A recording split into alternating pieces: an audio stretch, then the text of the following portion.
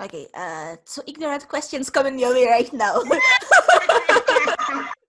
That So the is first one, fine. is it I know you before we start recording. You said some people have it from birth, and for some it comes later in their life. In your case, it came later in your life.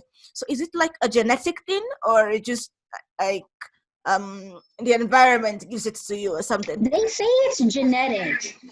They say it's genetic, and that's something I'm still trying to figure out to this day because nobody in my family seems to have it.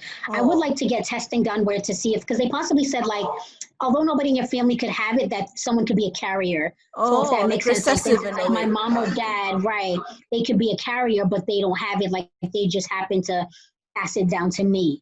So Oof. they say it's genetic, but it's something I'm still like, whoa.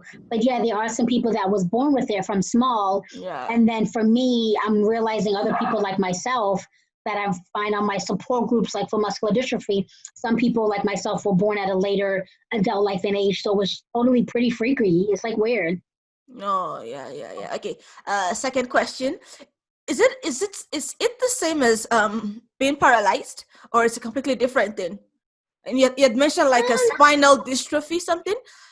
It, yeah, so some of them do affect the spine, like the spinal muscular atrophy that's like affects the spine and their back. And although I may not have more any of the spinals, but like the muscular dystrophy does definitely affect my back.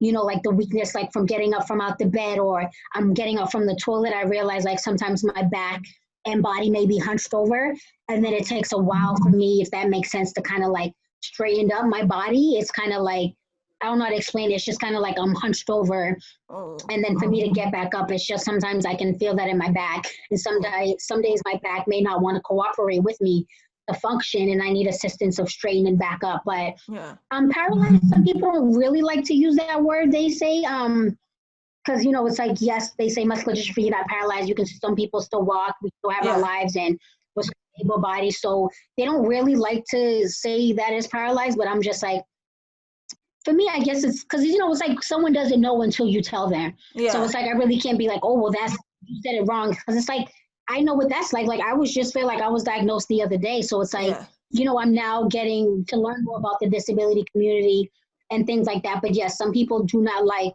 when you say the word paralyzed. Okay. So Yeah. that Lesson learned. Let's see that word ever again. right, Okay, but you can yeah. still feel things, though, right?